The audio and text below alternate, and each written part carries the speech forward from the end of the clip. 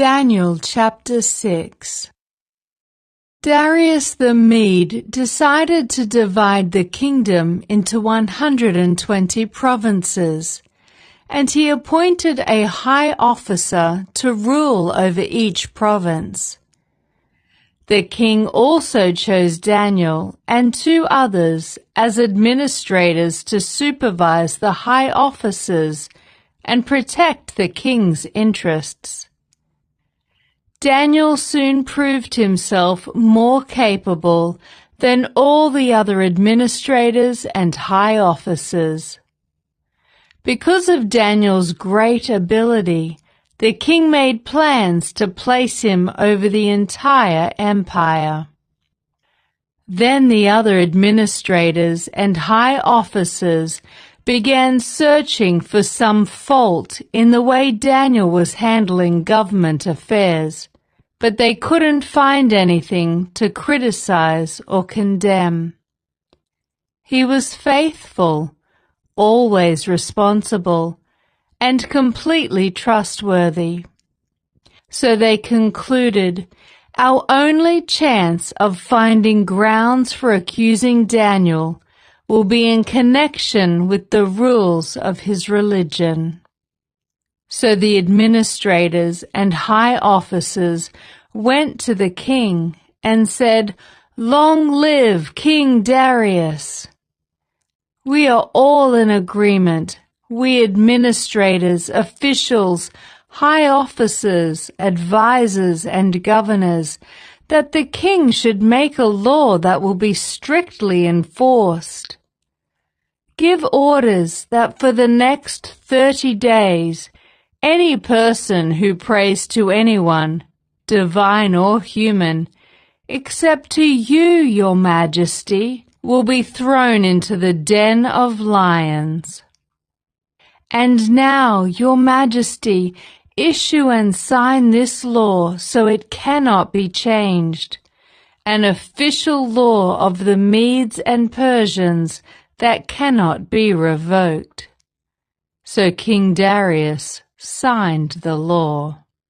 But when Daniel learned that the law had been signed, he went home and knelt down as usual in his upstairs room, with its windows open toward Jerusalem. He prayed 3 times a day, just as he had always done, giving thanks to his God.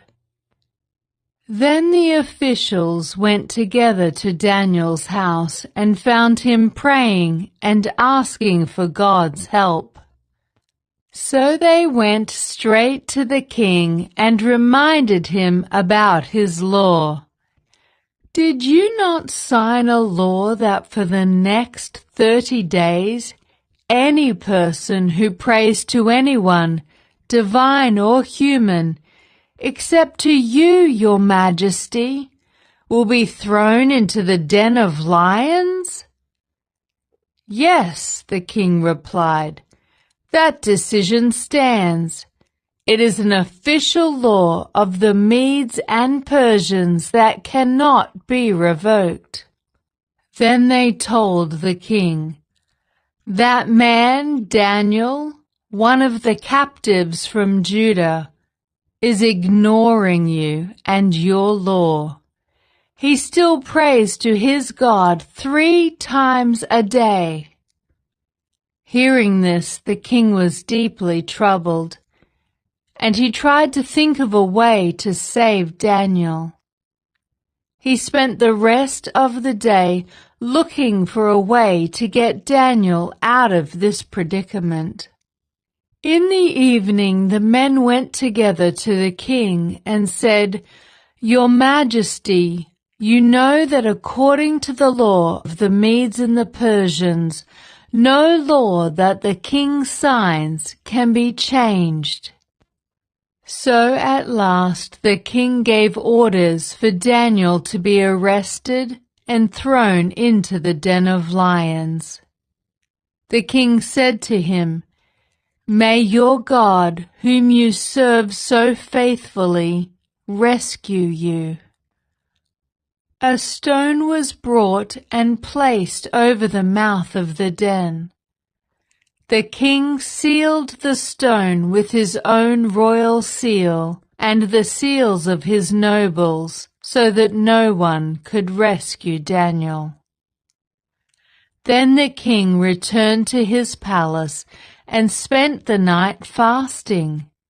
He refused his usual entertainment and couldn't sleep at all that night. Very early the next morning, the king got up and hurried out to the lion's den. When he got there, he called out in anguish, "Daniel, servant of the living God, was your God, whom you serve so faithfully, able to rescue you from the lions?" Daniel answered, "Long live the king!